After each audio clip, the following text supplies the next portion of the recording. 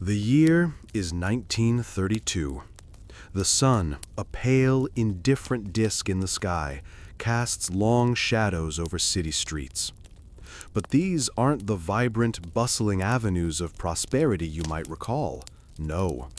These are streets where the very air feels thick with unspoken anxieties. Here, a child, no older than 10, stands on a street corner, a grimy sign dangling from his neck: "Will work for food." His eyes, too old for his face, scan the passing feet, not for toys, but for a glimmer of a chance, a discarded crust, a moment of forgotten hope. Down the block, a line stretches for blocks, dissolving into the hazy distance. It's a breadline, yes, but it's more than that. It's a testament, a silent testament to the raw, visceral hunger that gnawed at the belly of a nation.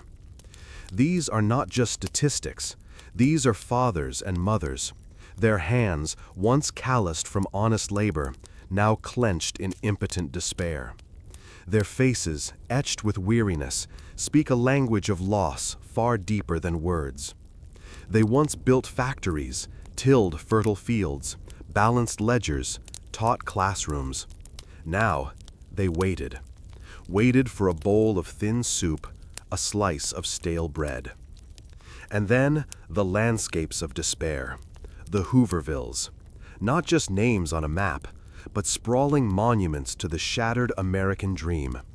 Shacks cobbled together from scavenged wood, corrugated iron, even flattened tin cans, huddled on the outskirts of every major city, a silent rebuke to the very idea of progress.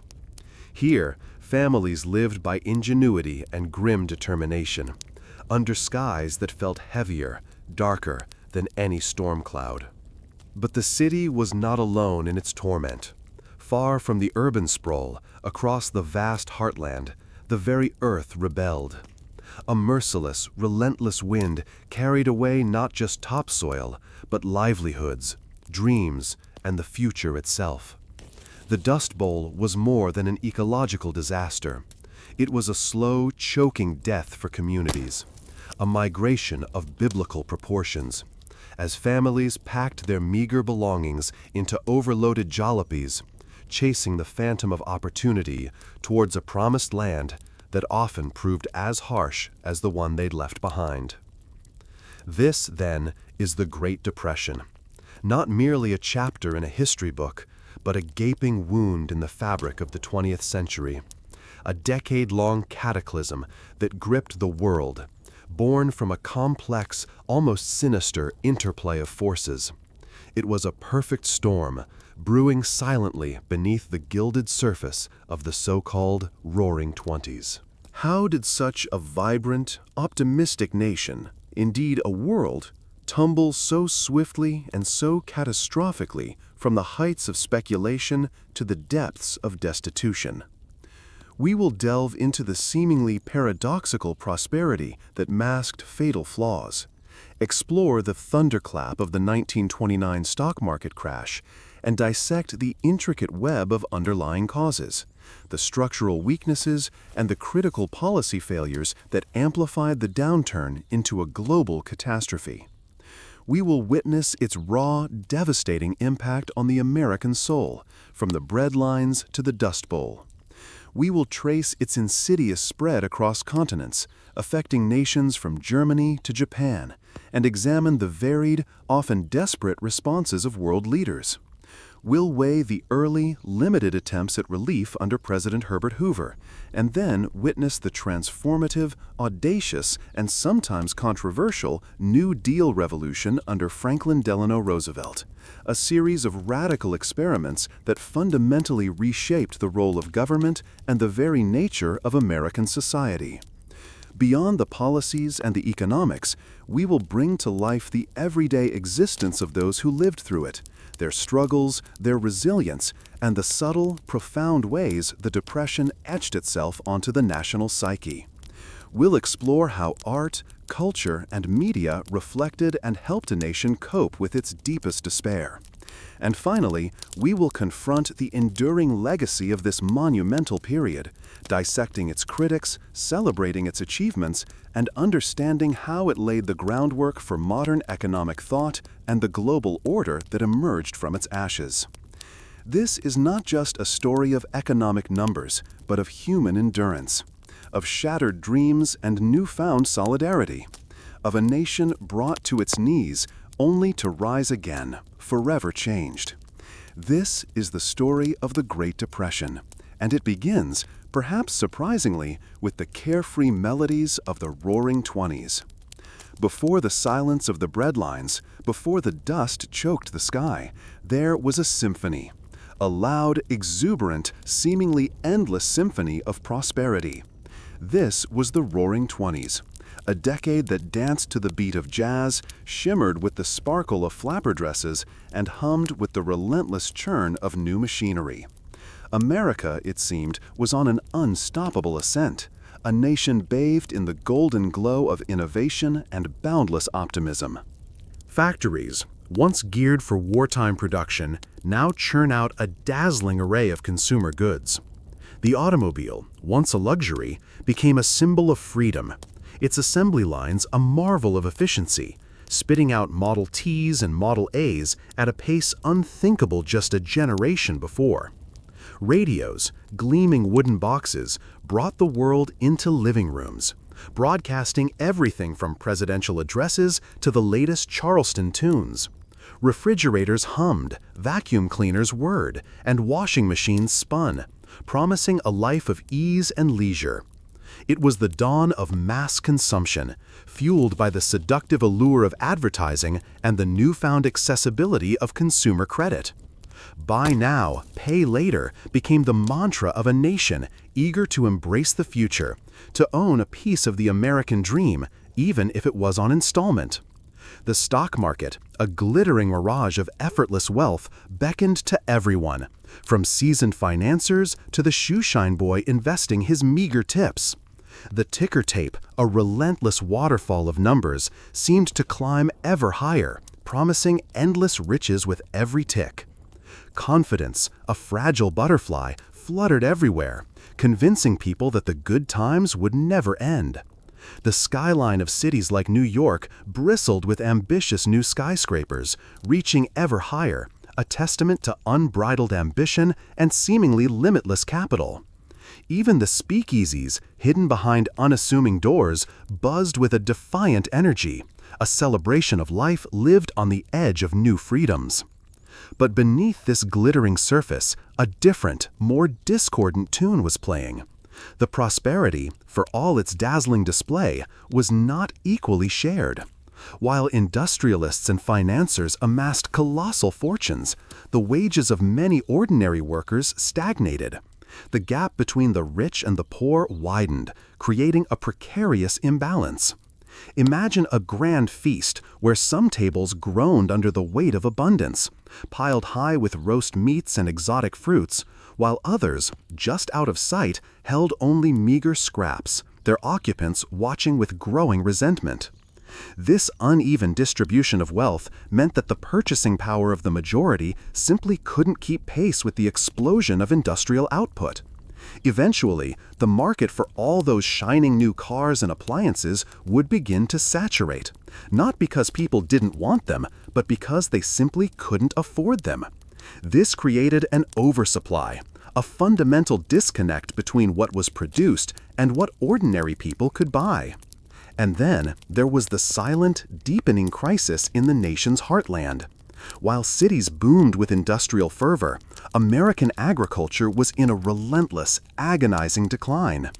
The Great War had spurred immense demand for American foodstuffs, leading farmers to expand their acreage, invest in new expensive machinery, and take on heavy debt. They were urged by the government to produce "food will win the war." But with the war's abrupt end, European agriculture recovered, and the demand plummeted. Prices for wheat, corn, and cotton collapsed to unsustainable levels, leaving farmers drowning in debt, facing foreclosure, and watching their livelihoods wither. Tractors sat idle, fields lay fallow, and families who had tilled the same land for generations were forced to abandon their farms. The very foundation of the nation, its agricultural backbone, was fracturing, yet the urban centers, caught in their own intoxicating dance of speculation, largely overlooked the spreading rural poverty. The banking system, too, was a house of cards, fragmented and largely unregulated, built on trust and a perilous lack of safeguards. Thousands of small, independent banks dotted the landscape, many operating with insufficient reserves, vulnerable to the slightest tremor of panic. Unlike today, there was no comprehensive federal safety net, no widespread deposit insurance. If a bank failed, the life savings of its depositors simply vanished, literally overnight. This fueled a deep-seated fear that would soon become a terrifying reality, a collective anxiety that ordinary Americans carried, often unknowingly, even amidst the jazz-filled nights. The interconnectedness of these banks meant that the failure of one could trigger a domino effect, pulling down others in a devastating chain reaction. Globally, the financial threads were tangled in a Gordian knot of debt and reparations, a legacy of the recent World War. The victorious Allied powers demanded crippling reparations from a defeated Germany, which in turn borrowed heavily from American banks and investors to make these payments. The Allies, in turn, were supposed to use these reparations to repay their own massive war debts to the United States. It was a fragile, circular flow of money, a financial merry-go-round entirely dependent on continued American lending and a healthy, functioning global economy. If the American spigot of loans ever tightened, the entire structure was at risk of seizing up, potentially sending shockwaves across oceans and continents. Few recognized just how precarious this international financial architecture truly was, built on hope and IOUs rather than solid foundations. And finally, the most intoxicating yet ultimately destructive element of the Roaring Twenties was the rampant, almost delirious speculation in the stock market. People weren't just investing in businesses, they were gambling on the ever-rising trajectory of share prices. The allure of quick, easy riches was irresistible. From seasoned financiers and their opulent Wall Street offices to the humble school teacher saving for retirement and even the shoeshine boy investing his meager tips, everyone had a hot tip, a stock that was sure to soar.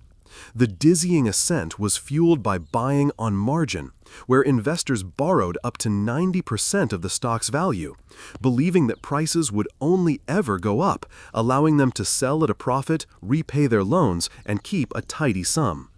It was a speculative bubble, detached from the underlying earnings or real value of companies, fueled by irrational exuberance and a collective delusion that the laws of economics had somehow been suspended. The Federal Reserve, the nation's central bank, watched with growing unease, occasionally issuing mild warnings, but its efforts to curb this speculative frenzy were timid, almost apologetic, too little to prick the ballooning bubble. The stage was set, the hidden cracks were widening, and the symphony of prosperity, with its upbeat jazz and carefree laughter, was about to be abruptly, brutally silenced by the thunderclap of collapse. The air in the financial district of New York City in the autumn of 1929 crackled with an almost palpable tension. It was a tension born not of fear, but of an almost manic anticipation. The stock market, that glittering mirage of effortless wealth, had been climbing for years, defying gravity, defying logic. Every tick of the ticker tape seemed to promise another fortune, another dream realized. Everyone, it seemed, was in on the game. From the titans of industry in their mahogany-paneled offices to the humble shoeshine boy investing his meager tips, everyone had a tip, a stock, a dream of getting rich quick.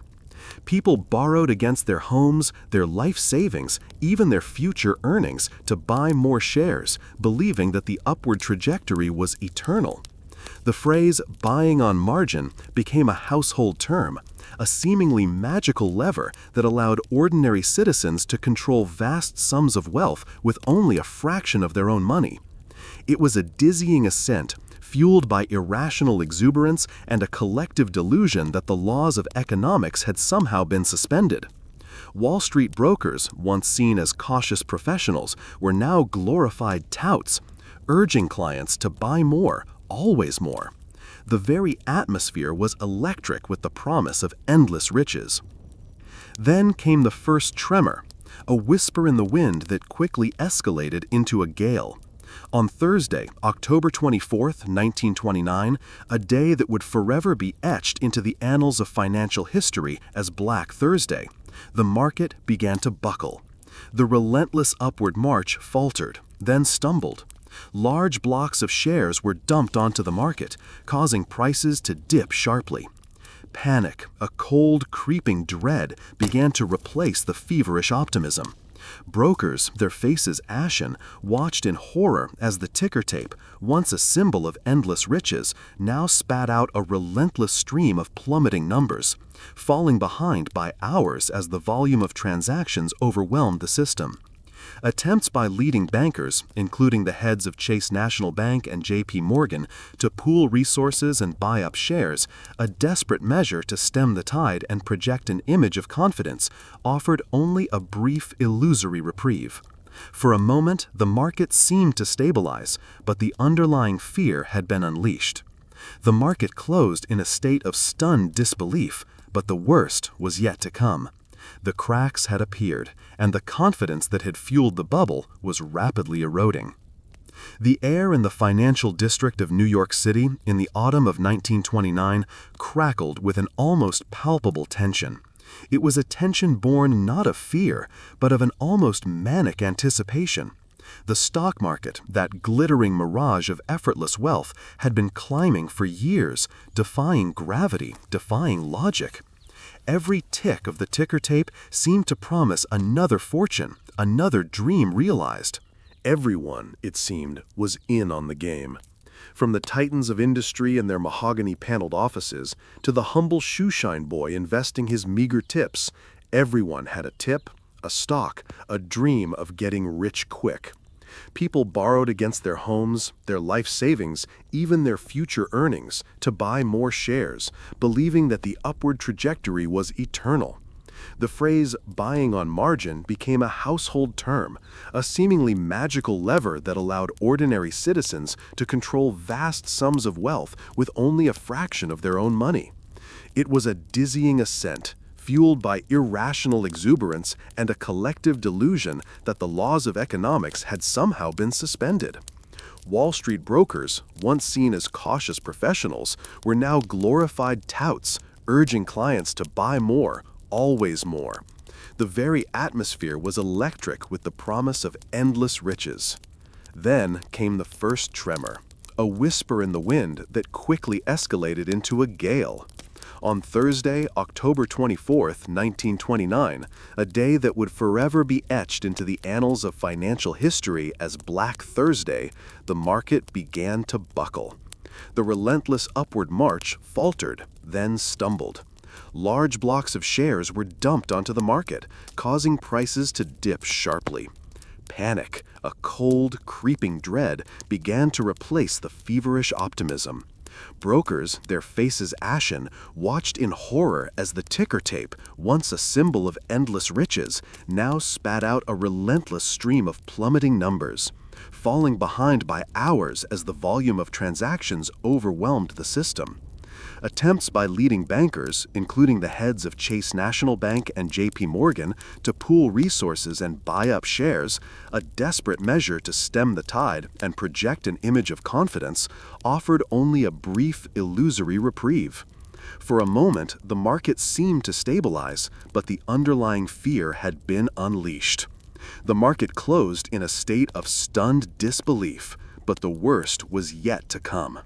The cracks had appeared, and the confidence that had fueled the bubble was rapidly eroding. The weekend offered no solace. The news of Black Thursday spread like wildfire across the nation and the world, carried by newspaper headlines screaming of chaos and loss.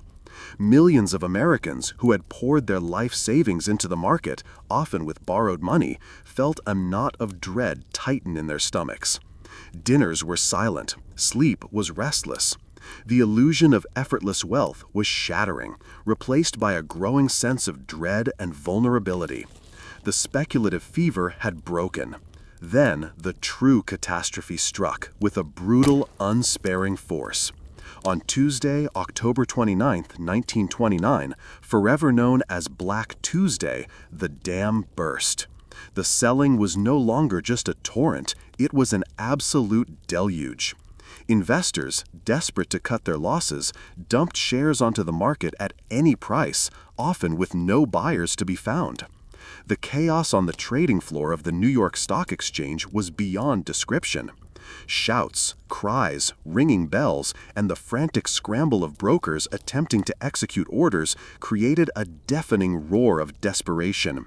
The Dow Jones Industrial Average plummeted by a staggering 12%, following an equally brutal drop on Monday, wiping out billions of dollars in a single day.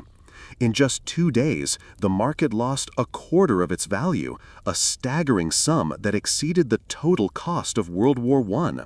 Fortunes vanished in moments, dreams evaporated like mist, and the collective confidence of a nation shattered into a million pieces. People who had been millionaires on paper just days before found themselves bankrupt, their assets worthless, their futures obliterated. There were stories, perhaps exaggerated but deeply symbolic, of ruined investors leaping from skyscrapers. The immediate aftermath was a landscape of shock and profound disbelief. The sheer scale of the loss was unfathomable. Investors, from the Wall Street magnate to the small-town teacher, were devastated. The crash sent a chilling ripple through the entire economy. Businesses, suddenly facing a collapse in consumer confidence and a drying up of credit, began to cut production, lay off workers, and hoard what little capital they had. Factories that once hummed with life now sat eerily silent. The psychological impact was immense. The very foundation of the American dream, built on hard work and the promise of upward mobility, seemed to crumble overnight. Leaders, including President Herbert Hoover, initially downplayed the severity, clinging to the belief that it was merely a temporary correction in the market, a brief blip in an otherwise healthy economy that would quickly self-correct. They could not have been more wrong.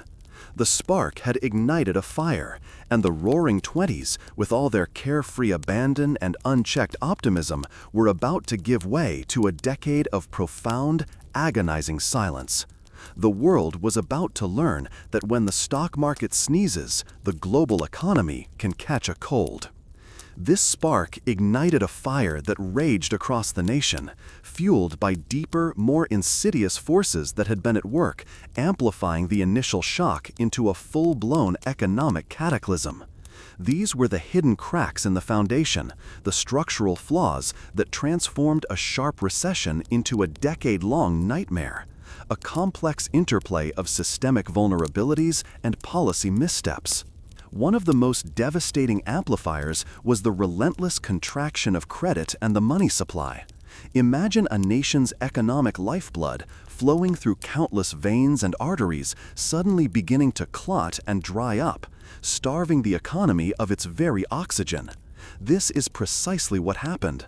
As the stock market plummeted, panic spread from Wall Street to Main Street, triggering a wave of bank failures that became a defining feature of the early Depression.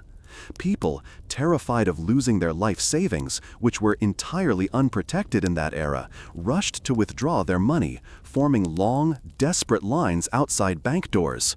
These were runs on banks, and with no federal deposit insurance to guarantee their funds, thousands of banks, even those that were financially sound, simply ran out of cash and were forced to close their doors forever. Between 1929 and 1933, over 9,000 banks collapsed. Each closure meant not only the instantaneous evaporation of depositors' savings, leaving families utterly destitute, but also a further tightening of credit for everyone. Businesses, both large and small, couldn't get loans to expand, purchase supplies, or even maintain operations, forcing them to lay off workers. Individuals couldn't borrow to buy goods, leading to a collapse in consumer demand. The flow of money, the very oxygen of the economy, was being stifled, suffocating businesses and households alike. Compounding this crisis, many people, fearful of further bank failures, began to hoard cash at home, stuffing it under mattresses or burying it in backyards.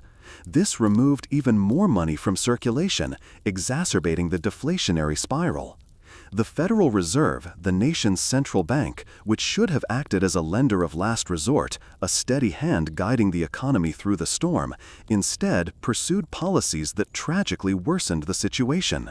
Fearing further speculation and clinging to orthodox economic principles that prioritized sound money over economic activity, the Fed actually tightened the money supply when it should have expanded it. It raised interest rates in 1931, making it even harder for businesses to borrow and invest.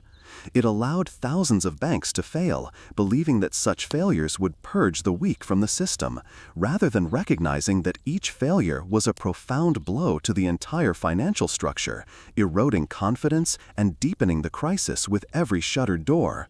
This inaction, this profound misjudgment, remains one of the most heavily debated aspects of the Depression's origins. While the cities reeled from financial shock, the agricultural sector, already teetering on the brink throughout the 1920s, plunged into an even deeper abyss.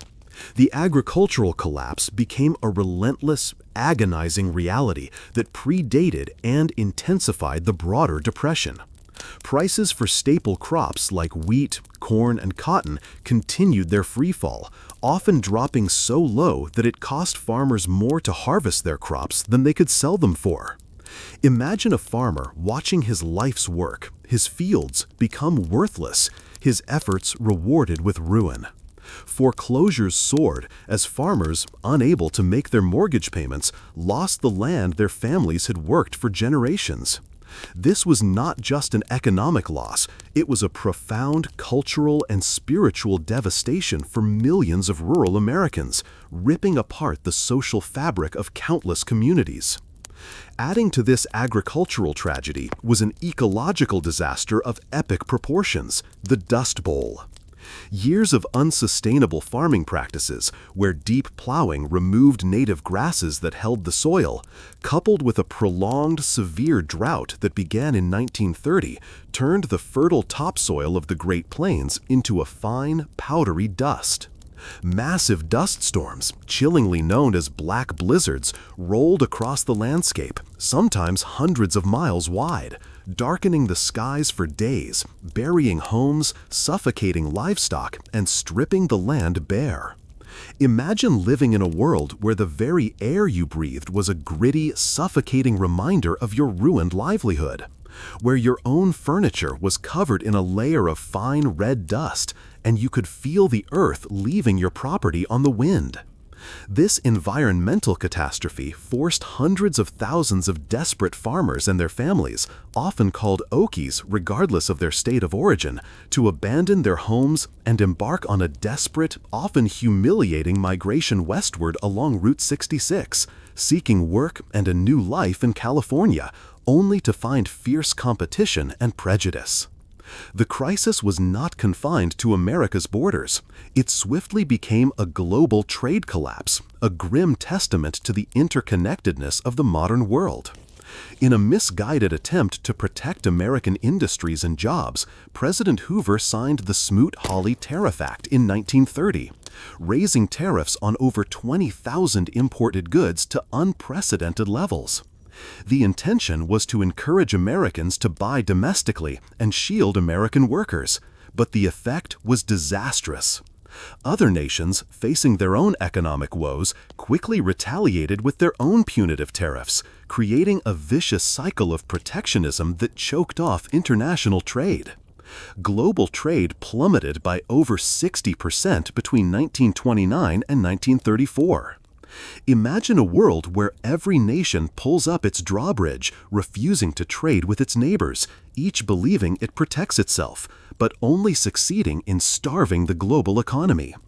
This economic isolationism ensured that the downturn in one country quickly reverberated across the globe, transforming a national crisis into a worldwide depression. as countries lost crucial export markets and the ability to earn foreign exchange. Adding another layer of rigidity to the global crisis was the adherence to the international gold standard. Under this system, a nation's currency was directly convertible to a fixed amount of gold, and central banks were obligated to maintain gold reserves to back their currency. While intended to ensure stability and prevent inflation, in a global downturn, it became a straitjacket. When a country experienced an outflow of gold due to trade imbalances or capital flight, its central bank was forced to contract its money supply, leading to deflation, higher real interest rates, and further economic contraction. Countries were caught in a deflationary spiral, unable to devalue their currencies to make their exports cheaper or to inject more money into their economies to stimulate growth. This rigid adherence to gold meant that nations effectively imported each other's economic woes, locking them into a shared downward trajectory from which it was incredibly difficult to escape without abandoning gold. Finally, underlying all these economic forces was a pervasive, almost paralyzing psychological factor: fear. The sudden, brutal shock of the crash, followed by the relentless drumbeat of bank failures, job losses, and foreclosures, shattered public confidence.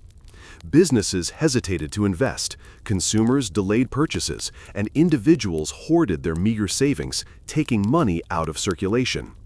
This collective loss of confidence, this deep-seated uncertainty about the future, became a self-fulfilling prophecy, a powerful negative feedback loop that amplified every economic downturn into a deeper, more entrenched crisis. People stopped believing that things would get better, and that belief itself became a barrier to recovery. The stage was set for a decade of profound, agonizing silence. A silence broken only by the whispers of despair and the rumble of distant dust storms. The sheer scale of the crisis was a testament not just to economic miscalculation, but to the fragility of human confidence when confronted with unprecedented systemic failure. These economic forces did not remain abstract figures on a ledger. They ripped through the very fabric of American society, leaving a trail of human suffering that stretched from the bustling metropolises to the most isolated rural outposts. The Great Depression was, at its heart, a profound human crisis, a crucible that tested the resilience of individuals, families, and the nation itself, forever altering the landscape of American life. The most immediate and brutal impact was the sheer scale of economic devastation. Imagine waking up one morning, your job, your livelihood, your sense of purpose simply gone. Factories stood silent, their smokestacks cold, no longer belching the fumes of industry. Mines lay dormant, their shafts empty of miners. Construction sites, once beehives of activity, were abandoned, their skeletal steel frames reaching forlornly towards the sky, unfinished monuments to a vanished prosperity. By 1933, at the absolute nadir of the crisis, an astounding 25% of the American workforce was unemployed. That means 1 in every 4 able-bodied men and women who desperately wanted to work were searching for jobs that simply didn't exist. In some cities, the figures were even more horrifying. Toledo, Ohio, saw unemployment reach 80% in 1932. For African Americans, the unemployment rate was often double or even triple the national average, as they were disproportionately the last hired, first fired, and faced systemic discrimination in a shrinking job market. Entire towns, once thriving centers of industry or agriculture, became ghost towns, their populations decimated by the exodus of those seeking any glimmer of hope elsewhere. For those who still held jobs, the relief was often fleeting. Wage cuts were rampant, sometimes by as much as 50%, and working hours were drastically reduced, forcing families to survive on meager, often insufficient incomes, barely enough to stave off starvation. The direct consequence of this mass unemployment was immediate and stark: widespread homelessness. Families, unable to pay rent or make mortgage payments, were summarily evicted from their homes, their meager possessions piled unceremoniously on the sidewalk for all to see. They joined the growing ranks of the dispossessed, seeking shelter wherever they could find it. Empty lots on the edges of cities, once forgotten spaces, transformed into sprawling, makeshift shantytowns, derisively dubbed Hoovervilles, after the president many blamed for their plight. These were not just collections of tents. They were crude, desperate constructions of cardboard, scrap metal, old crates, and salvaged lumber, where families huddled together, sharing meager resources and a common despair. The stench of poverty hung heavy in the air, a mix of wood smoke from improvised stoves, unwashed bodies, and the palpable hopelessness of lives lived on the fringes. Beyond the Hoovervilles, countless individuals, particularly young men and even children, became transient populations, riding the rails as hobos, risking life and limb to crisscross the country in a desperate, often futile search for work, living a precarious existence on the margins of society, often relying on the kindness of strangers or the charity of soup kitchens. For those who still held jobs, the relief was often fleeting. Wage cuts were rampant, sometimes by as much as 50%, and working hours were drastically reduced, forcing families to survive on meager, often insufficient incomes, barely enough to stave off starvation. The direct consequence of this mass unemployment was immediate and stark: widespread homelessness. Families unable to pay rent or make mortgage payments were summarily evicted from their homes, their meager possessions piled unceremoniously on the sidewalk for all to see. They joined the growing ranks of the dispossessed, seeking shelter wherever they could find it. Empty lots on the edges of cities, once forgotten spaces, transformed into sprawling, makeshift shantytowns, derisively dubbed Hoovervilles after the president many blamed for their plight. These were not just collections of tents. They were crude, desperate constructions of cardboard, scrap metal, old crates, and salvaged lumber, where families huddled together, sharing meager resources and a common despair. The stench of poverty hung heavy in the air, a mix of wood smoke from improvised stoves, unwashed bodies, and the palpable hopelessness of lives lived on the fringes. Beyond the Hoovervilles, countless individuals, particularly young men and even children, became transient populations, riding the rails as hobos, risking life and limb to crisscross the country in a desperate, often futile, search for work, living a precarious existence on the margins of society, often relying on the kindness of strangers or the charity of soup kitchens. And with joblessness came the gnawing specter of poverty and starvation. For millions, the daily struggle was simply to find enough to eat. Dignity became a luxury they could ill afford.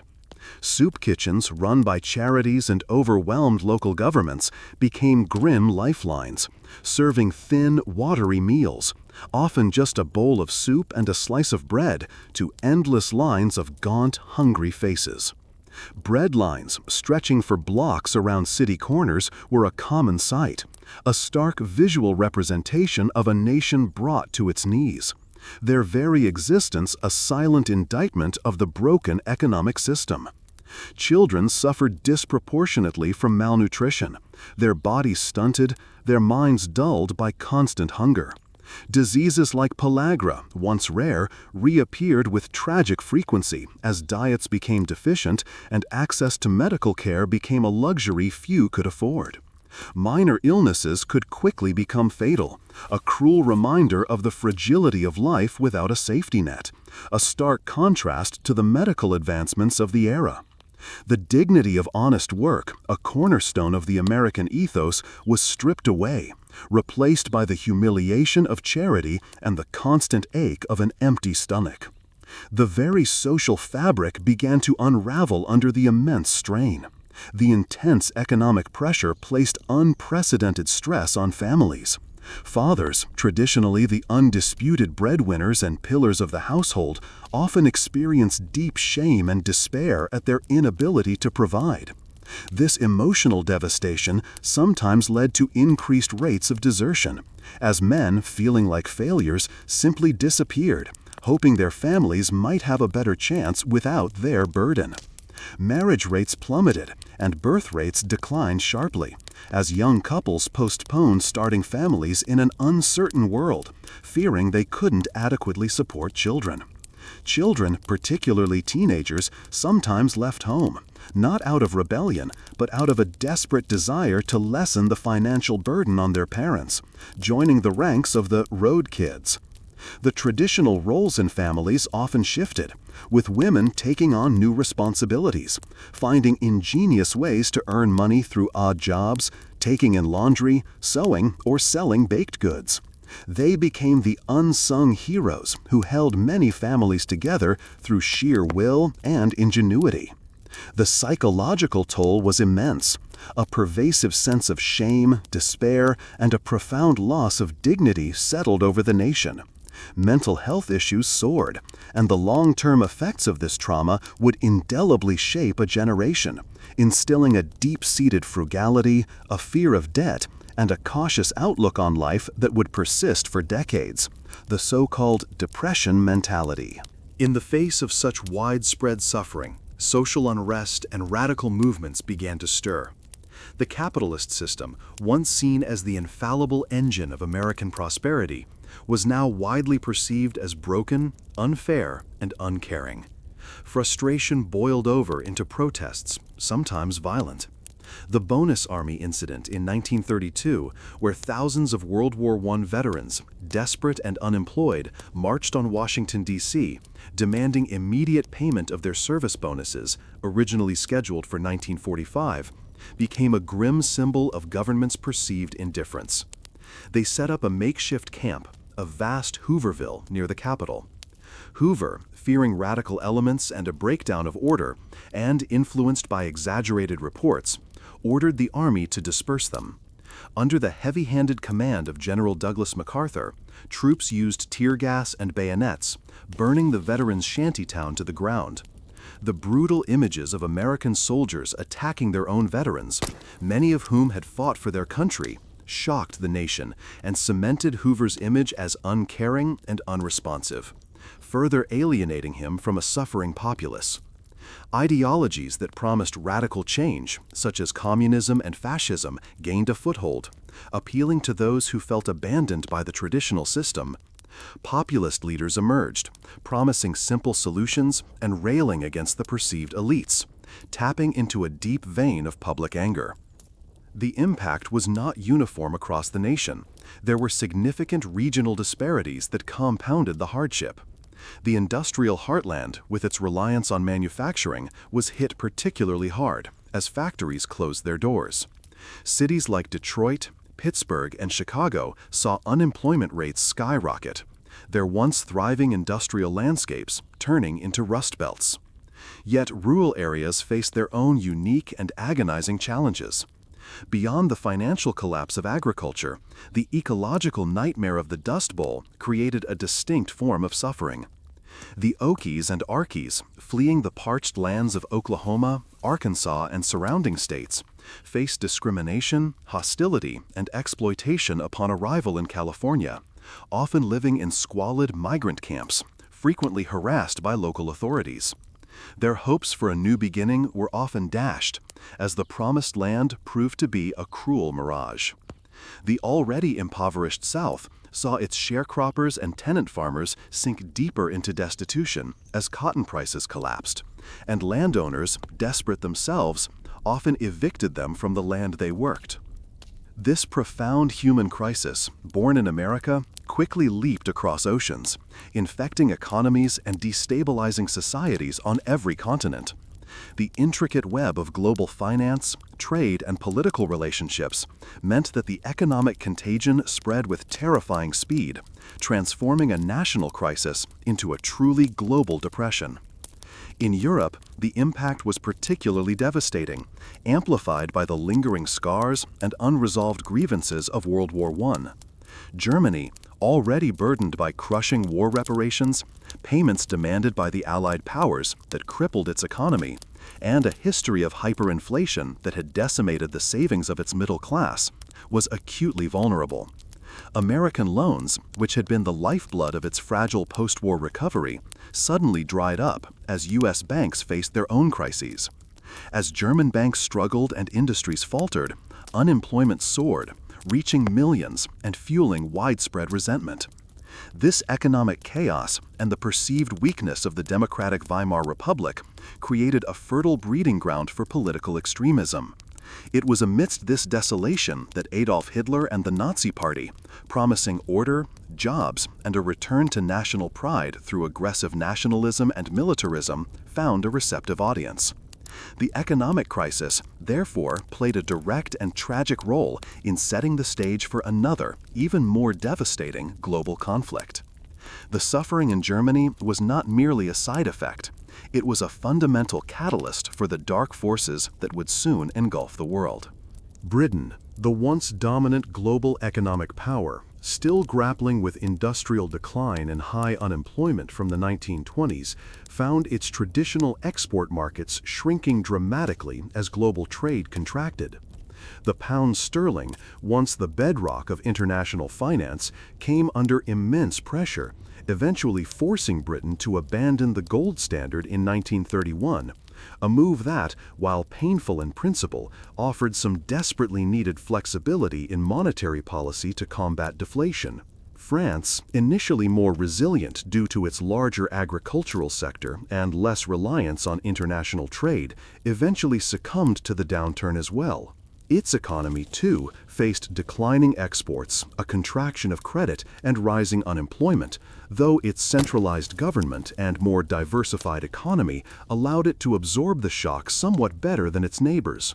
A particularly dramatic moment in Europe was the collapse of the Credit Anstalt Bank in Austria in 1931, a major financial institution whose failure sent shockwaves across the continent, triggering a cascade of bank runs and further financial instability throughout Central Europe, spreading fear and economic paralysis.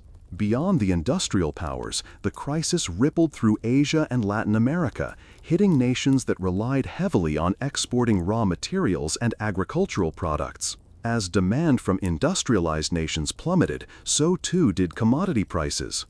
Countries dependent on selling rubber, tin, coffee, or sugar saw their export revenues vanish, leading to severe economic hardship, widespread unemployment, and often political instability.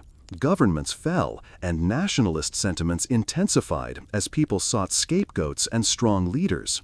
In Japan, the economic distress, coupled with a rapidly growing population and a scarcity of vital natural resources, was shrewdly exploited by expansionist militaristic factions within the government. The Depression amplified calls for self-sufficiency and imperial expansion, contributing directly to Japan's aggressive foreign policy and its invasion of Manchuria in 1931, a move aimed at securing vital resources and markets independent of the chaotic global trade system. In Latin America, the collapse of commodity prices led to widespread social unrest, military coups, and the rise of populist leaders who promised to protect their nations from the vagaries of the global market through state control and import substitution. The responses to this global contagion were varied, but often shared a common self-defeating thread: protectionism. The Smoot-Hawley Tariff Act, enacted by the United States, was quickly met with equally punitive retaliatory tariffs from other nations. Each country, desperate to protect its own industries and jobs, raised its trade barriers, creating a vicious cycle that choked off international commerce. Global trade, the very mechanism that had spread prosperity in the good times, now became a conduit for shared misery, plummeting by over 60% between 1929 and 1934. Imagine a world where every nation pulls up its drawbridge, retreating behind walls of economic isolation, each believing it protects itself, but only succeeding in starving the entire global economy. This economic nationalism, a retreat into narrow national self-interest, only deepened and prolonged the worldwide downturn. Some nations, like Germany under the Nazis, pursued a policy of autarky, aiming for complete economic self-sufficiency through state control and internal production, driven by a desire to be immune from future global shocks and to fuel military expansion. Others, like Britain and eventually the United States, were forced to abandon the rigid gold standard, recognizing that its constraints on monetary policy were exacerbating deflation and preventing economic recovery. This shift, while painful for those who believed in its immutable wisdom, signaled the end of a long-standing international monetary order and introduced a new era of floating currencies and greater national control over economic policy. The world was slowly, painfully, learning that a fixed system, however stable in theory, could become a trap in practice. The Great Depression laid bare the profound interconnectedness of global finance and the fragility of a system built on a precarious foundation of intergovernmental debt. The intricate web of war debts and reparations, once a source of fragile stability, became a conduit for collapse. When American banks, reeling from domestic losses, stopped lending abroad, the entire system seized up. Countries that relied on these loans to pay their own debts or to finance their economies found themselves in a desperate bind. The crisis demonstrated with brutal clarity that a severe economic downturn in one major power could and would reverberate across the entire planet, highlighting the urgent need for international cooperation and a more robust global financial architecture. The world had shrunk not in physical distance, but in shared economic vulnerability, proving that prosperity, like despair, could indeed be a global phenomenon, and that the fate of nations was increasingly intertwined. As the economic storm gathered strength, engulfing the nation in a deepening gloom, the weight of expectation fell squarely on the shoulders of President Herbert Hoover. A figure of paradox, Hoover was a self-made man, an engineer by training, and a humanitarian renowned for organizing massive relief efforts in post-World War Europe, literally feeding millions. Yet this very man, uniquely qualified in logistics and organization, would be forever linked to the image of economic failure. He was a staunch believer in what he termed rugged individualism. His core philosophy held that American prosperity was built on the self-reliance of its citizens, the dynamism of free markets, and the limited, almost invisible, intervention of government. He believed that the economy, left to its own devices, possessed an inherent capacity for self-correction.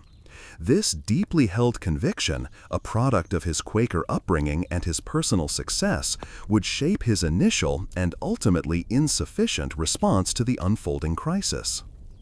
Initially, even as the stock market cratered, Hoover urged a return to traditional American values of self-help and community support. He believed that a strong moral character and individual initiative would eventually overcome any economic setback. He called for volunteerism and emphasized the critical role of local charity and private organizations to provide relief to the needy.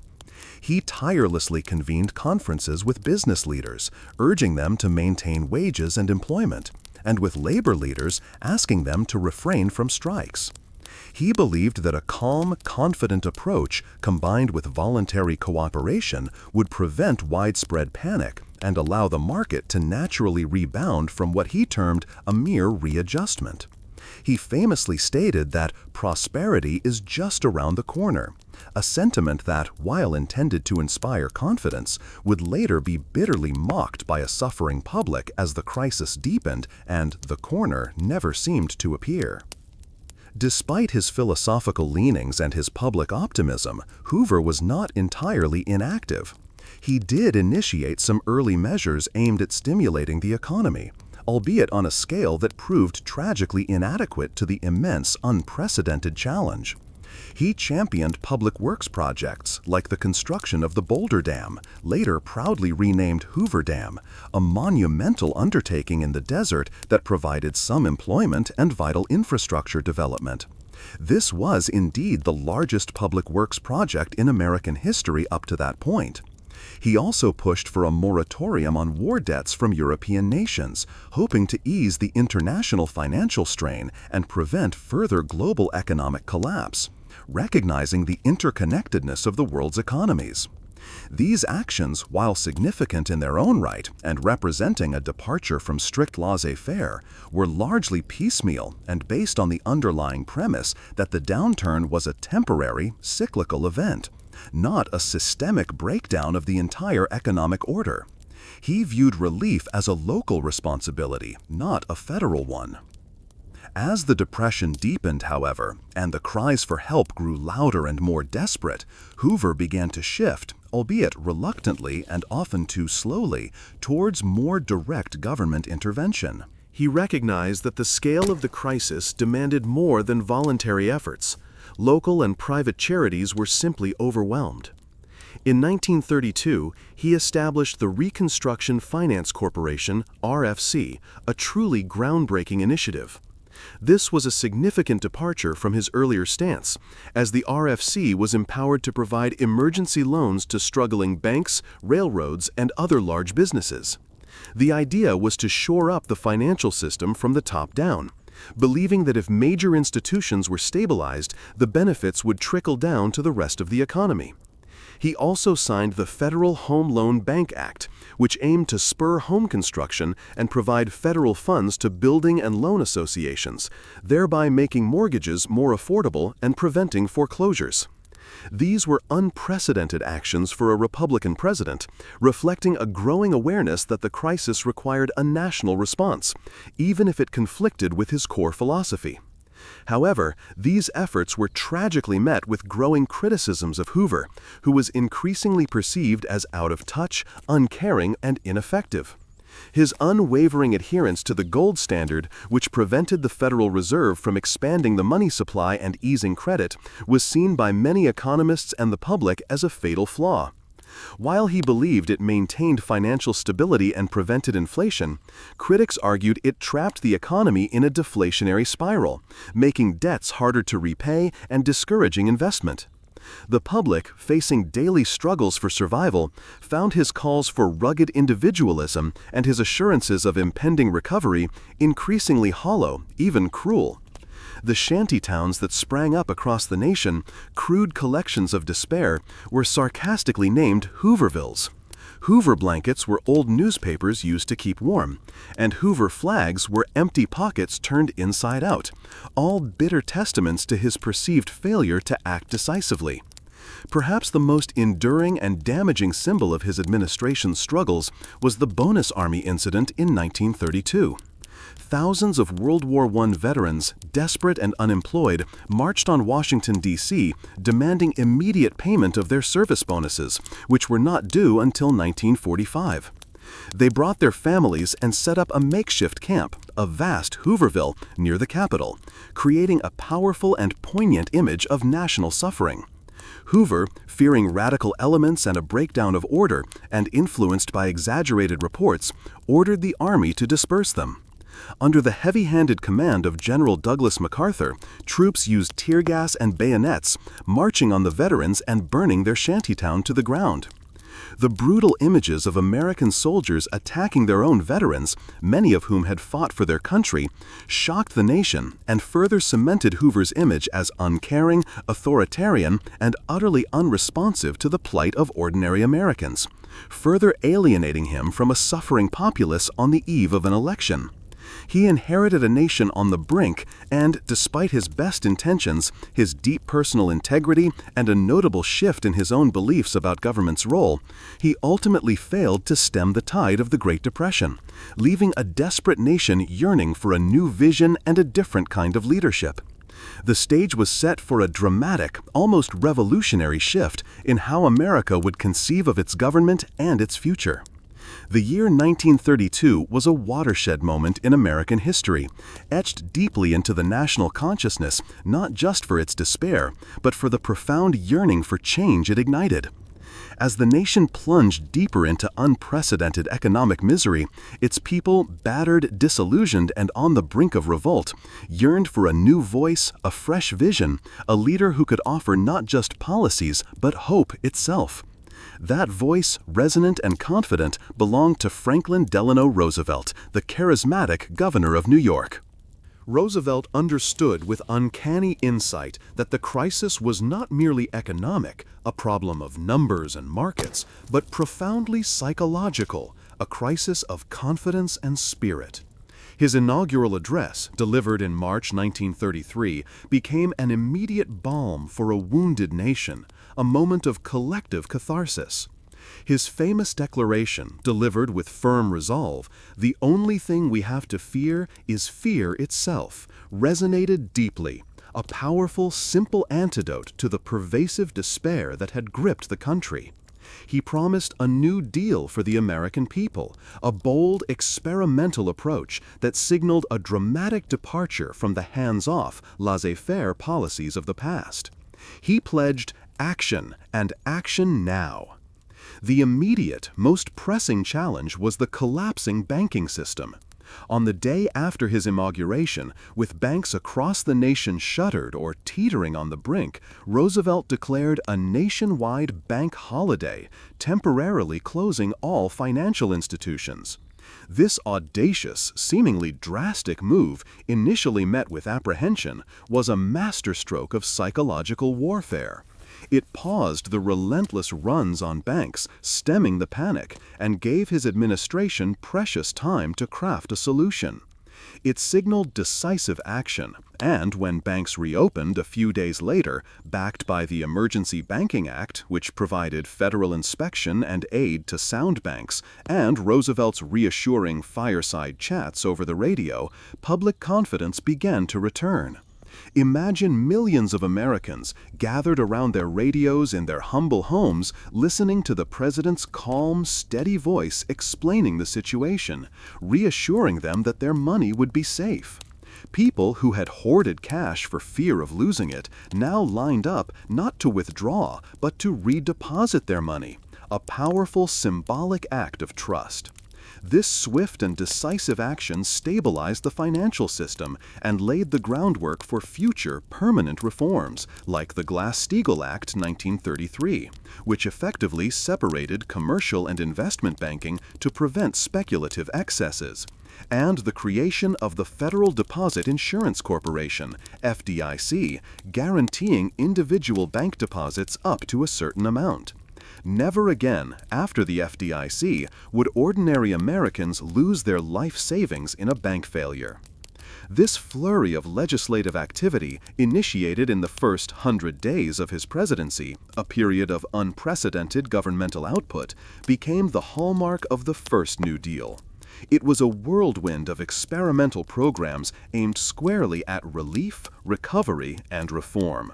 For immediate relief for the unemployed and destitute, Roosevelt created the Civilian Conservation Corps, CCC, putting hundreds of thousands of unemployed young men, ages 18 to 25, to work on conservation projects like building roads, planting trees, developing parks, and controlling soil erosion. Imagine disciplined camps of young men, once aimless and desperate, now building bridges in national parks, fighting forest fires, and sending their meager but steady wages home to their struggling families, a powerful symbol of purposeful labor and renewed dignity for both the individuals and the environment. The Public Works Administration, PWA, and later the even more direct Civil Works Administration, CWA, launched massive infrastructure projects, constructing thousands of schools, hospitals, bridges, and dams across the country, providing vital jobs and stimulating local economies through government spending. To address the agonizing agricultural crisis, the Agricultural Adjustment Act, AAA, was enacted. This controversial program aimed to raise farm prices by paying farmers to reduce their production, even to plow under existing crops or slaughter excess livestock. The sight of food being destroyed while millions went hungry was deeply unsettling and morally complex, drawing fierce criticism. However, the policy did succeed in stabilizing farm incomes, bringing desperately needed cash to rural areas and preventing widespread foreclosures, offering a crucial lifeline to a sector that had been depressed for a decade. For industry, the National Industrial Recovery Act, NRI, with its centerpiece, the National Recovery Administration, NRA, sought to stabilize prices, wages, and working conditions through codes of fair competition agreed upon by labor and management. Though later declared unconstitutional by the Supreme Court due to its overreach, it represented an unprecedented attempt at government-business cooperation and planning to end ruinous competition and child labor. Another monumental undertaking, showcasing a vision of integrated regional development, was the Tennessee Valley Authority. This massive project built dams, generated electricity, controlled floods, and revitalized an entire impoverished region across 7 states, bringing modern amenities, economic opportunity, and hope to millions who had lived in darkness and poverty. As the initial wave of programs struggled to achieve full recovery, unemployment remained high, and as political pressures mounted from both the right, accusing him of socialism, and the left, arguing he hadn't gone far enough, Roosevelt launched the Second New Deal in 1935, pushing for even more ambitious and far-reaching reforms.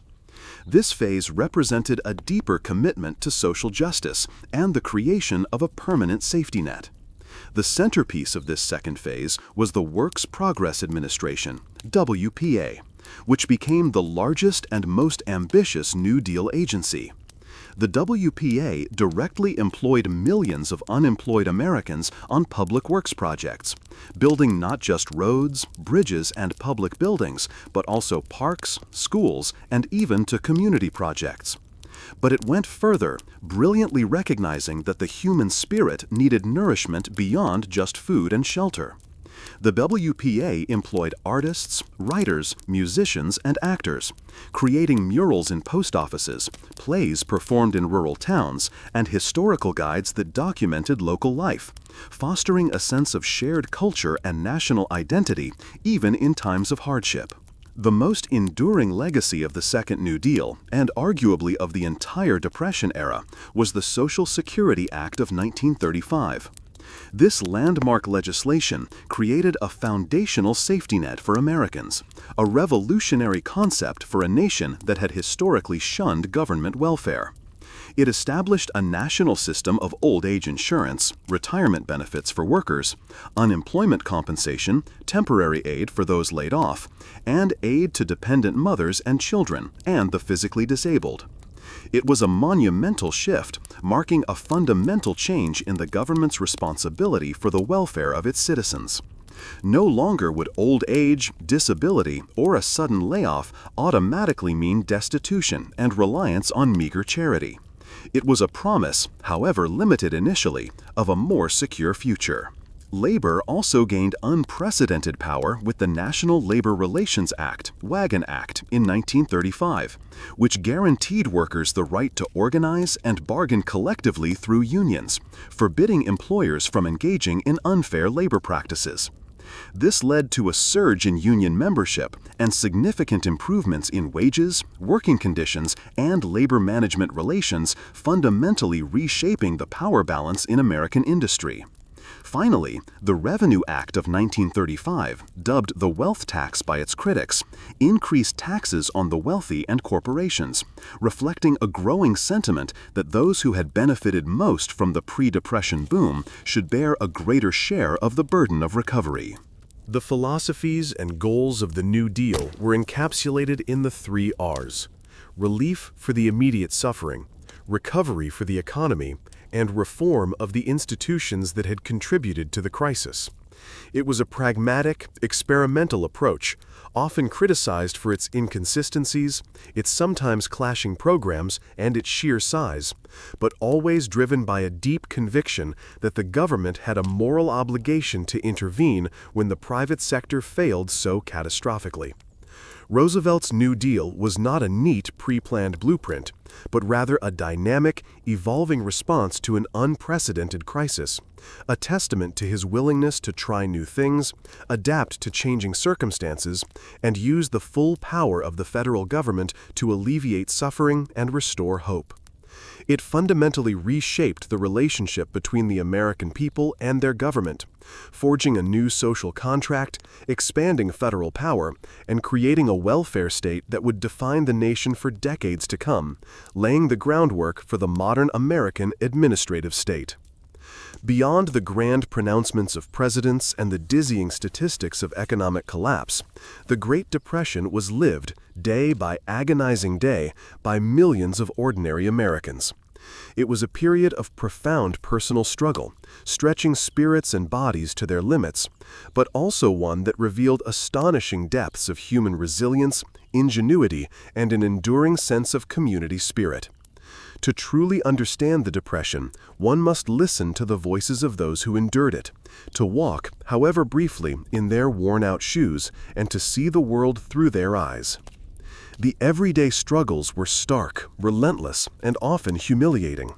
The most basic necessities, food, shelter, and clothing, became precious luxuries, constantly uncertain.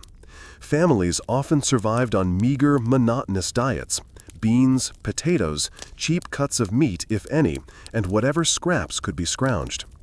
Children, their bellies often aching with hunger, sometimes resorted to desperate measures, like eating weeds or scavenging discarded food from garbage cans, a sight that shames the conscience even today. Homes, once symbols of security and pride, became precarious havens, constantly threatened by eviction notices posted on doors. Many families, once fiercely independent, were forced to double or triple up in cramped apartments, sharing meager resources and sacrificing privacy for the sake of survival. Clothing was patched and repatched until it was threadbare, worn until colors faded beyond recognition, and shoes were worn until holes appeared in the soles, often stuffed with cardboard to keep out the cold and wet. Access to medical care was almost non-existent for the poor, as doctors and hospitals, themselves struggling, often demanded payment up front. Minor illnesses could quickly become debilitating, even fatal, a cruel reminder of the fragility of life without a safety net, a stark contrast to the medical advancements of the era. Yet, in the face of such adversity, people developed extraordinary coping mechanisms, adapting with a resourcefulness born of desperation. Bartering became a common practice, a return to pre-monetary exchange as cash disappeared. Neighbors exchanged goods and services without money. A farmer might trade eggs and milk for a mechanic's repair work, or a seamstress might mend clothes in exchange for vegetables from a garden. Communities formed informal mutual aid networks, sharing food, childcare, and even temporary housing, understanding that collective survival was often the only path. "We were all in the same boat" was a common refrain. Neighbors looked out for neighbors, offering what little they had.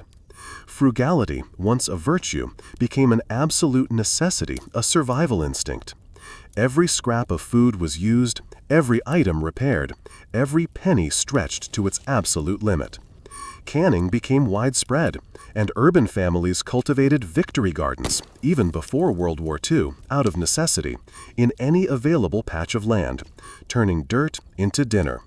"Waste not, want not" was not just a saying, it was a rigid, unyielding way of life, burned into the consciousness of a generation. The intense pressure of the Depression profoundly impacted family dynamics, placing unprecedented strain on personal relationships. Fathers, traditionally the undisputed breadwinners and pillars of the household, often experienced deep shame and despair at their inability to provide. This emotional devastation sometimes led to increased rates of desertion, as men, feeling like failures and believing their families might have a better chance without their burden, simply disappeared, becoming part of the vast hobo network. Marriage rates plummeted and birth rates declined sharply as young couples postponed starting families in an uncertain world, fearing they couldn't adequately support children. Children, particularly teenagers, sometimes left home, not out of rebellion, but out of a desperate desire to lessen the financial burden on their parents, joining the ranks of the road kids or railroad tramps. The traditional roles within families often shifted, with women taking on new responsibilities, finding ingenious ways to earn money through odd jobs, taking in laundry, sewing, or selling baked goods. They became the unsung heroes who held many families together through sheer will, ingenuity, and a deep, often silent, strength. The plight of the Okies and other migrants from the Dust Bowl region stands as a particularly poignant and iconic chapter in the Depression's human story. Driven from their homes by ecological catastrophe and economic ruin, hundreds of thousands packed their meager belongings into dilapidated cars and trucks, often Model Ts or Model As, overloaded with mattresses, pots, and children, embarking on a desperate, agonizing journey westward along Route 66, chasing the elusive promise of work in California's agricultural fields. Their experiences were often brutal. They faced discrimination, hostility, and exploitation upon arrival, frequently greeted with signs reading, "No Okies allowed," or "White trade only." They lived in squalid migrant camps, often without sanitation or adequate shelter, enduring brutal working conditions and abysmal pay. The work was backbreaking, the pay barely enough to survive, and the competition fierce. John Steinbeck's powerful novel, The Grapes of Wrath, immortalized their suffering and resilience, giving voice to the voiceless, etching the plight of these displaced Americans into the national consciousness forever. For African Americans and other minorities, the Depression amplified existing inequalities and prejudices, pushing them to even greater depths of despair. They were disproportionately the last hired, first fired, facing even higher rates of unemployment and deeper poverty than their white counterparts. In the South, black sharecroppers and tenant farmers were particularly vulnerable, as cotton prices plummeted and landlords, desperate themselves, often evicted them from the land they worked, with no recourse. Mexican Americans, especially in the Southwest, faced forced repatriation, even if they were U.S. citizens, as local authorities sought to reduce the competition for scarce jobs. Despite these immense and systemic challenges, minority communities often relied on their strong internal networks of support, churches, and mutual aid societies, demonstrating remarkable resilience and collective strength in the face of profound adversity. For the unemployed, the psychological impact was perhaps as devastating as the economic one.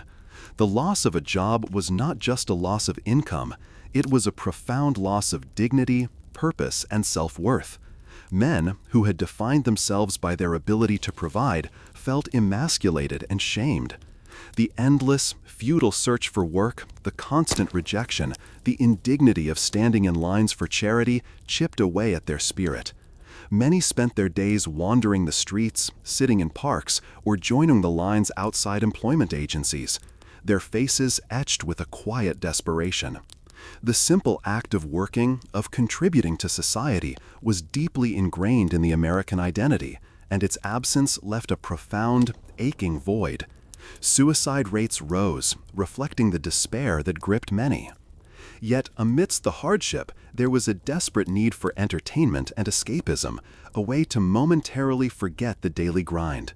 Radio became the undisputed king of home entertainment, offering a vital connection to the outside world for millions who could afford a set, even if it was a communal one. Families huddled around their radios, listening intently to President Roosevelt's reassuring fireside chats, where his calm, confident voice directly addressed the nation, explaining his policies and restoring a sense of hope.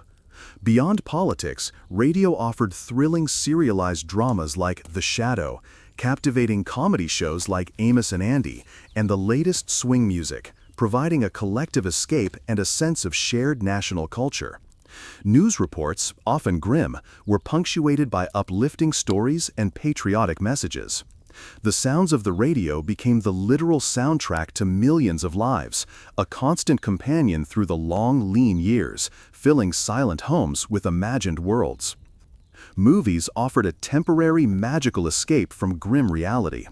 Hollywood, shrewdly recognizing the public's yearning for distraction, churned out a steady stream of lavish musicals like Gold Diggers of 1933, famous for its We're in the Money song, vibrant screwball comedies, It Happened One Night, and escapist spectacles that transported audiences to worlds of glamour, romance, and fantasy, even for just a few hours. Yet, even amidst the escapism, some films dared to touch upon the era's social anxieties.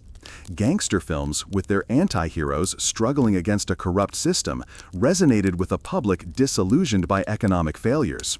Frank Capra's films, such as Mr. Deeds Goes to Town and Mr. Smith Goes to Washington, championed the common man against powerful, often corrupt institutions, offering a message of hope, integrity, and the enduring power of community. Sports, particularly baseball, provided a much-needed distraction and a sense of shared national identity, as communities rallied around their local teams. Board games, puzzles, and reading also saw a resurgence as families sought affordable ways to pass the time together, reinforcing familial bonds. Life during the Depression was a paradox of profound suffering and extraordinary human spirit. It was a time when the individual struggle became a collective experience, forging a generation marked by hardship, but also by an enduring sense of community, resourcefulness, and a deep appreciation for the simple necessities of life. The psychological scars would remain, but so too would the lessons of survival and the importance of looking out for one another. This resilience and the cultural expressions of the era provided a vital counterpoint to the economic despair. In times of profound crisis, when the very foundations of society seem to tremble, art often becomes both a crucial mirror, reflecting the raw truths of human experience, and a vital balm, offering solace, escape, and a pathway to understanding. During the Great Depression, the creative spirit of America, far from being extinguished by the pervasive gloom, found new and powerful ways to reflect the nation's suffering, voice its anxieties, and offer glimmers of hope, defiance, and resilience. From the stark realism of novels to the comforting voices on the radio, culture became a vital lifeline for a beleaguered populace, shaping national identity in unprecedented ways. Literature emerged as a particularly powerful medium for capturing the raw realities of the era, moving from the celebratory tones of the 1920s to a more somber, socially conscious voice. No work is more synonymous with the Depression than John Steinbeck's epic 1939 novel, The Grapes of Wrath. It was more than a story. It was a searing, compassionate, and deeply human portrait of the Joad family, dispossessed Dust Bowl migrants from Oklahoma, their desperate, agonizing journey west on Route 66, and the brutal exploitation they faced in California's agricultural fields. Steinbeck's vivid prose, filled with both despair and an unyielding spirit of human dignity, gave voice to the voiceless, etching the plight of the Okies into the national consciousness, forcing a reckoning with the systemic injustices of the era. Other authors also illustrated the darkening landscape. William Faulkner's novels continued to explore the deep-seated social and economic decay of the American South, providing a Gothic realism that resonated with the times. Richard Wright's Native Son, 1940, laid bare the harsh realities of racial injustice and economic despair for African Americans in urban settings, a stark critique of American society. These literary works served not only as chronicles of the time, but also as powerful social commentaries, challenging prevailing narratives and advocating for the marginalized. Photography, often funded directly by New Deal government programs, became an unparalleled tool for documenting the human cost of the Depression with an immediacy and raw authenticity that words alone couldn't convey. The Farm Security Administration, FSA, initially tasked with helping struggling farmers, employed a cadre of brilliant photographers, including Dorothea Lange, Walker Evans, Russell Lee, and Arthur Rothstein, to capture the stark realities of rural poverty, migrant camps, and the environmental devastation of the Dust Bowl. Their images, often stark, unflinching, and deeply empathetic, became iconic symbols of the era. Lange's Migrant Mother, depicting Florence Owens Thompson and her children huddled in a tent in Nipimo, California, became perhaps the most enduring photograph of the Depression, a haunting portrayal of resilience, weariness, and despair that transcended its specific subject to capture the universal human experience of the crisis.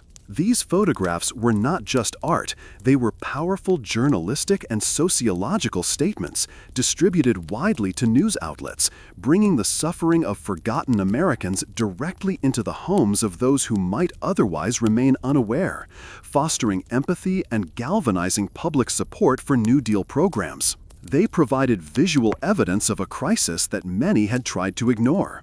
Music also reflected the shifting moods of the nation, from the vibrant optimism of the previous decade to a more somber yet resilient tone.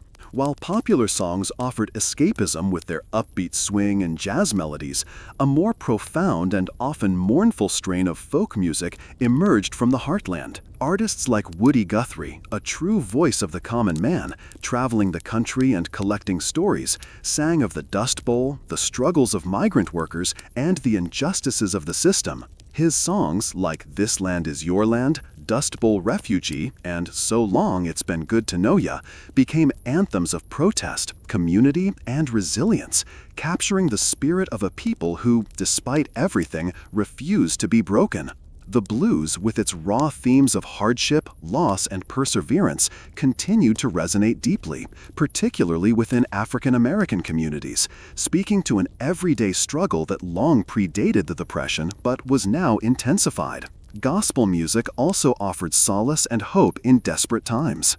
Film, perhaps more than any other medium, offered a much-needed escape from the grim realities of daily life. For a mere dime or quarter, audiences could enter a darkened theater and be transported to worlds of glamour, romance, and adventure, momentarily forgetting their troubles. Hollywood, shrewdly recognizing the public's yearning for distraction, churned out a steady stream of lavish musicals like Gold Diggers of 1933, famous for its We're in the Money song, vibrant screwball comedies, It Happened One Night, My Man Godfrey, and spectacular adventure films, King Kong, The Wizard of Oz. These films offered a powerful antidote to despair, allowing audiences to dream and laugh, if only for a few hours. Yet, even amidst the escapism, some films dared to touch upon the era's social anxieties, often implicitly. Gangster films, with their anti-heroes struggling against a corrupt or indifferent system, resonated with a public disillusioned by economic failures. Frank Capra's films, such as Mr. Deeds Goes to Town and Mr. Smith Goes to Washington, championed the common man against powerful, often corrupt institutions, offering a message of hope, integrity, and the enduring power of community. Radio became the undisputed king of home entertainment and information, a truly ubiquitous presence in American homes. For families who could afford a set, even if it was a humble, battered one, the radio was a vital connection to the outside world, a constant source of news, comfort, and shared experience. Families huddled around their sets in the evenings, listening intently to President Roosevelt's reassuring fireside chats, where his calm, confident voice directly addressed the nation, explaining his policies in simple terms and restoring a vital sense of hope and connection. Beyond politics, radio offered thrilling serialized dramas like The Shadow and The Lone Ranger, captivating comedy shows like Amos and Andy, and the latest swing music, providing a collective escape and a sense of shared national culture. News reports, often grim, were punctuated by uplifting stories and patriotic messages. The sounds of the radio became the literal soundtrack to millions of lives, a constant companion through the long, lean years, filling silent homes with imagined worlds and the comforting presence of a national community. Recognizing the power of art and culture not just for escapism but for social cohesion, morale, and crucially, employment, the New Deal launched the federal arts projects under the umbrella of the Works Progress Administration, WPA. These groundbreaking programs employed thousands of artists, writers, musicians, and actors, providing them with a living wage while simultaneously enriching the nation's cultural landscape. WPA artists painted murals in post offices and public buildings across the country, depicting scenes of American life, labor, and history, making art accessible to everyone. Writers compiled oral histories, creating invaluable archives of the Depression experience, and produced detailed state guides, the WPA Guide to America, that celebrated local culture. Musicians performed free concerts in parks and public halls, bringing classical and folk music to audiences who could never afford a ticket. Actors staged plays in towns that had never seen live theater before.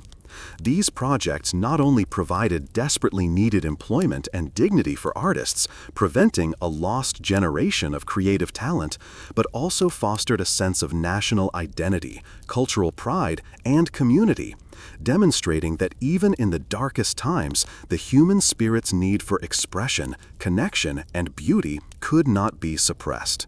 Art, in all its forms, became both a testament to the suffering and a beacon of resilience, helping a nation to endure, to reflect, and ultimately to heal and redefine itself. The cultural output of this era remains a powerful, moving testament to the human spirit's ability to find beauty and meaning amidst profound despair. Yet, for all the New Deal's ambition and transformative impact, it was never a universally accepted solution. Facing relentless criticism from across the political spectrum, sparking intense debates about its constitutionality, its economic effectiveness, and the very nature of American governance, debates that continue to resonate and inform political discourse today. From the political right, the New Deal was often condemned as a dangerous slide towards socialism or even communism, a betrayal of traditional American free market principles. Critics, largely composed of conservative businessmen, wealthy individuals, and many Republicans, argued vehemently that it represented an unprecedented and unconstitutional expansion of federal power, infringing upon individual liberty, states' rights, and the sanctity of private enterprise. They decried the massive government spending, which led to significant budget deficits, and argued that New Deal programs stifled private investment, discouraged self-reliance, and created a dependent class of citizens. Business leaders in particular chafed under new regulations like the Wagner Act's protections for labor unions and increased taxes on corporations and the wealthy, claiming that government interference was hindering rather than helping economic recovery by creating uncertainty and disincentivizing risk-taking. The Supreme Court, initially dominated by conservative justices, proved a significant roadblock, striking down several key first New Deal programs, including the NRA, National Recovery Administration, and parts of the AAA, on constitutional grounds, further fueling the too much government narrative. Roosevelt's frustrated attempt to pack the Supreme Court in 1937 by adding more justices who might be sympathetic to his policies only intensified these accusations of executive overreach and a disregard for the separation of powers. From the political left, conversely, the New Deal was often criticized for not going far enough, for being a series of piecemeal reforms that merely patched up a fundamentally broken capitalist system rather than truly redistributing wealth and power. Figures like Senator Huey Long of Louisiana, with his populist Share Our Wealth program, which advocated for confiscatory taxes on the rich and a guaranteed annual income for every family, and Father Charles Coughlin, a charismatic radio priest with millions of listeners, argued that Roosevelt's reforms were too timid, insufficient to address the deep-seated inequalities and suffering. They called for more radical measures, such as nationalization of banks and key industries, and stronger social welfare programs, tapping into the deep-seated frustration of those who felt the New Deal had not adequately addressed their profound hardship. While these populist movements eventually faded due to their own excesses or Roosevelt's co-opting of some of their ideas in the Second New Deal, their critiques highlighted the inherent limitations and compromises often necessary in a pragmatic political response to a crisis. Beyond ideological battles, there was also significant ongoing debate about the purely economic effectiveness of the New Deal. While it undoubtedly provided crucial relief, prevented a complete collapse of the financial system, and restored a sense of national confidence, its direct role in ending the Depression remains a subject of intense historical discussion and economic analysis. Unemployment, though reduced from its devastating peak of 25%, remained stubbornly high throughout the 1930s, never truly falling below 15% until the massive industrial mobilization for World War II on the eve of U.S. entry into the conflict.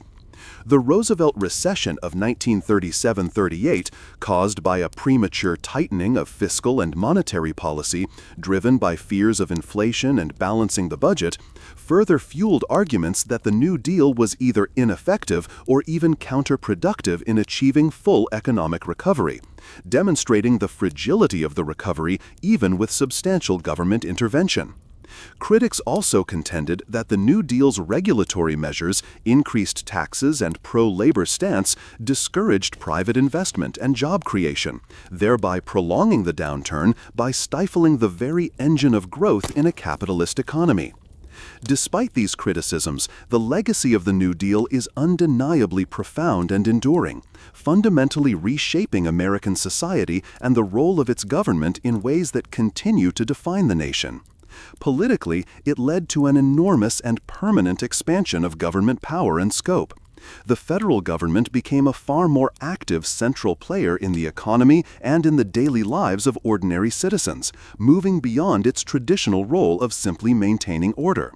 This shift established the concept of the broker state, where the government acted as a mediator between competing interest groups, labor, business, agriculture, the elderly, rather than simply a neutral arbiter, attempting to balance their demands.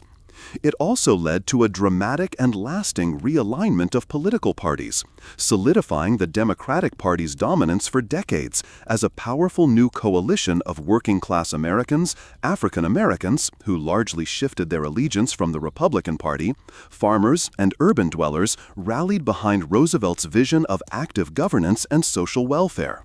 Socially, the New Deal laid the foundation of the American welfare state. The Social Security Act, in particular, created a permanent system of social insurance, establishing a safety net that would protect vulnerable citizens from the worst ravages of economic hardship, due to old age, unemployment, or disability. It transformed the very idea of government from a distant entity to one with a direct, compassionate responsibility for the well-being of its people. The New Deal also brought about increased protection for labor unions through legislation like the Wagner Act, empowering workers and leading to a surge in union membership and significant improvements in wages, working conditions, and collective bargaining rights, fundamentally reshaping the power balance in American industry. However, it's crucial to acknowledge the persistent racial and gender limitations of some programs. Many New Deal benefits were administered at the state level, allowing for deeply embedded discriminatory practices against African Americans and other minorities, particularly in the South, where they were often excluded from jobs or benefits. Agricultural and domestic workers, predominantly African American and female, were explicitly excluded from key provisions of Social Security and other labor protections, revealing the compromises made to ensure the passage of legislation. The New Deal, therefore, was a complex tapestry of successes and shortcomings, a pragmatic response born out of necessity rather than a grand, unified theory. It sparked fierce, existential debates about the balance between individual liberty and collective welfare, the proper role of government in a capitalist economy, and the very definition of American democracy. Yet, its enduring impact on the nation's social safety net, its regulatory framework, and the fundamental expectations Americans held for their government remains undeniable. It was a pivotal moment, forever altering the course of American history and setting the stage for the challenges and triumphs of the decades to come, including the eventual recovery driven by global conflict. While the New Deal provided crucial relief, restored a measure of hope, and laid the groundwork for structural reforms in the American economy, it was not the ultimate engine of America's full and complete recovery from the Great Depression. That role, ironically and tragically, would fall to a global conflagration, World War II. The escalating conflicts in Europe and Asia, culminating in the devastating attack on Pearl Harbor, transformed the American economy with a speed and scale that no peacetime policy, however ambitious, could have achieved. finally pulling the nation out of the lingering, decade-long grip of the Great Depression.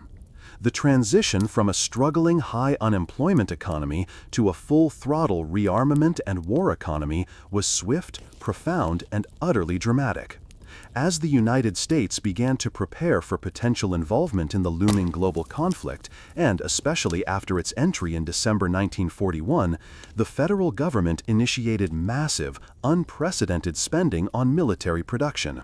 Factories that had been idle for years, their machinery gathering rust, now roared back to life, their smokestacks once again belching dark plumes into the sky, churning out tanks, planes, ships, and munitions at a pace and volume previously unimaginable.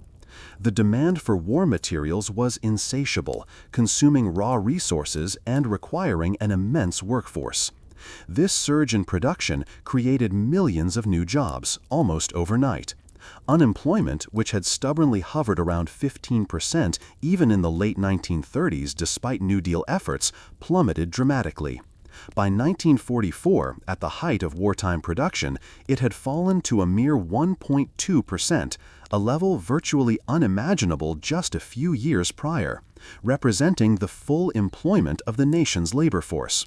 This was not just a statistical improvement. It meant that nearly every American who wanted a job could find one, ending the core misery of the Depression.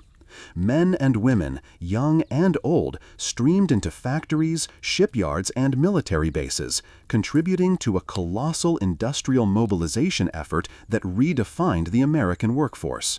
Women entered the labor force in unprecedented numbers as Rosie the Riveter, forever changing gender roles in the workplace. This shift brought about profound and lasting economic transformations.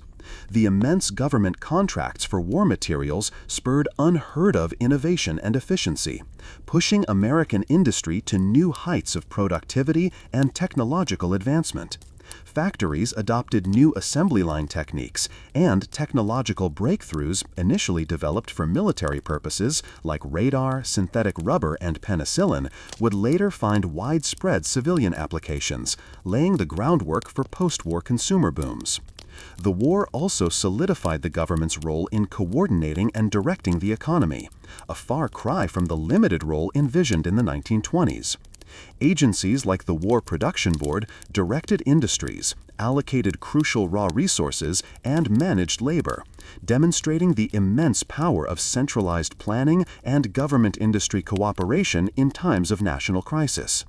This wartime experience, particularly the Keynesian economic principles it implicitly followed, massive government spending to stimulate demand, would profoundly influence economic policy for decades, showing that large-scale government investment and spending could indeed stimulate demand, achieve full employment, and drive rapid economic growth. The national debt soared, yes, but the economic output and job creation far outstripped the cost, proving that investment, even debt-financed, could be a powerful tool for recovery, not just a drain. The war's end in 1945 brought with it not a return to depression, as some feared, but the dawn of a new era of unprecedented prosperity and economic expansion for the United States. The post-war economic boom was fueled by several powerful factors. Firstly, years of wartime rationing, limited consumer goods production, and high patriotic savings had created immense pent-up consumer demand.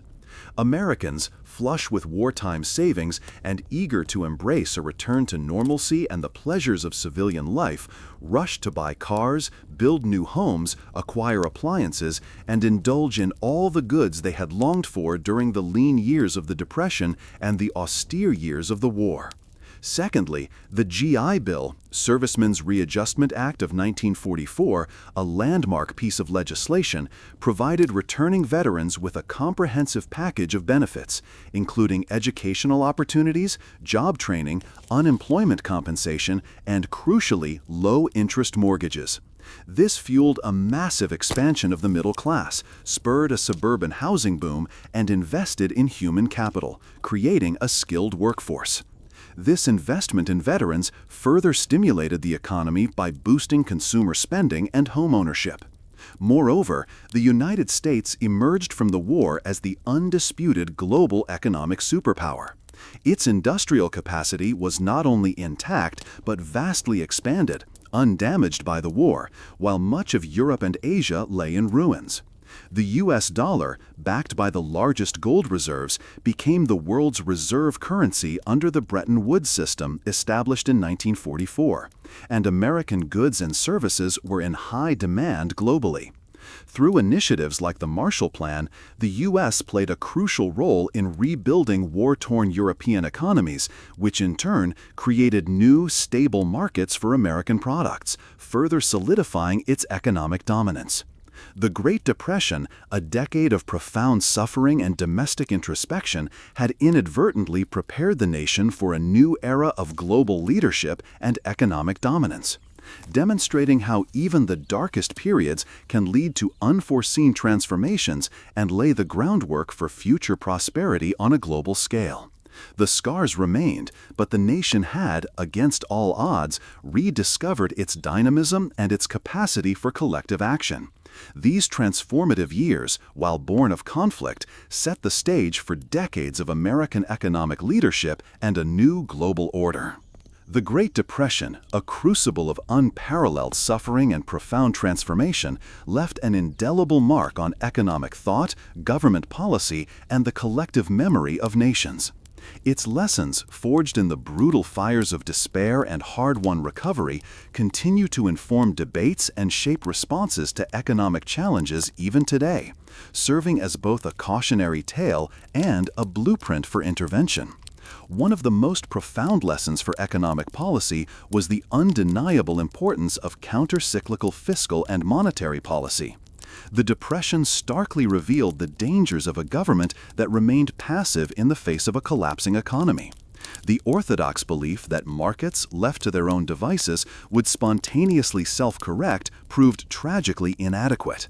Instead, the New Deal, however imperfectly implemented and debated, demonstrated that vigorous government spending, fiscal policy like public works and direct relief, and active central bank actions, monetary policy like expanding the money supply and lowering interest rates, could be powerful tools to stimulate demand, create jobs, and stabilize financial systems during a severe downturn.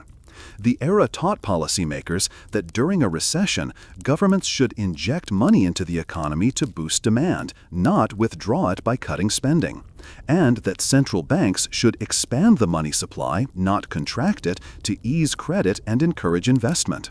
This paradigm shift, largely influenced by the work of British economist John Maynard Keynes, fundamentally changed macroeconomic management. The crisis also underscored the critical need for robust financial regulation and comprehensive safety nets. The largely unregulated banking system of the 1920s, prone to speculative excesses, unchecked risk-taking, and widespread failures, was a direct and devastating contributor to the Depression's severity. The reforms of the New Deal, such as the Federal Deposit Insurance Corporation, FDIC, which restored faith in banks by guaranteeing individual bank deposits, the Securities and Exchange Commission, SEC, created to regulate the stock market and prevent speculative bubbles, and the Glass-Steagall Act, which separated commercial and investment banking, collectively created a regulatory framework designed to prevent future financial collapses and protect ordinary citizens from the systemic risks of the financial sector. The Social Security Act established the foundational principle that government had a fundamental responsibility to provide a basic safety net for its most vulnerable citizens, shielding them from the worst ravages of unemployment, old age, and disability. These safety nets, once considered radical governmental overreach, are now considered indispensable components of modern, stable economies. Furthermore, the disastrous effects of the Smoot-Hawley tariff highlighted the dangers of protectionism and rigid exchange rates.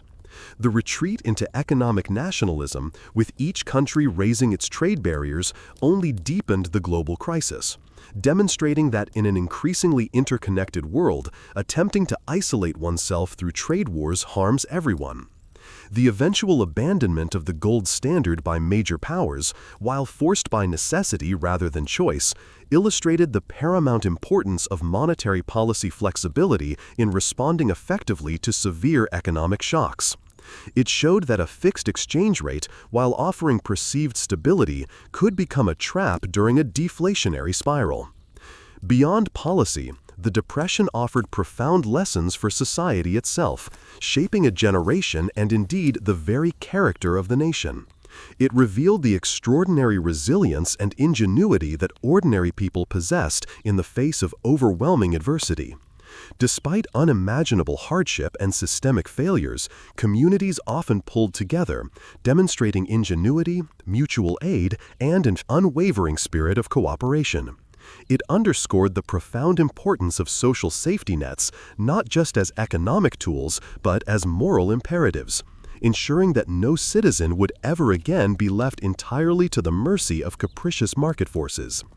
It also fundamentally altered the role of government in crisis. The New Deal established a precedent for expansive federal intervention on a massive scale, transforming public expectations about what government could and should do in times of national emergency, solidifying its role as a guarantor of last resort for the general welfare.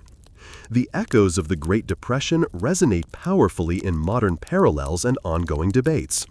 The 2008 global financial crisis, triggered by a housing bubble and unregulated financial instruments, drew immediate, chilling comparisons to the 1929 crash. Governments and central banks around the world, armed with the lessons of the 1930s, responded with unprecedented fiscal stimulus, like the ARA in the US, and aggressive monetary easing, including bank bailouts and quantitative easing, actions that many economists argue prevented another full-blown depression.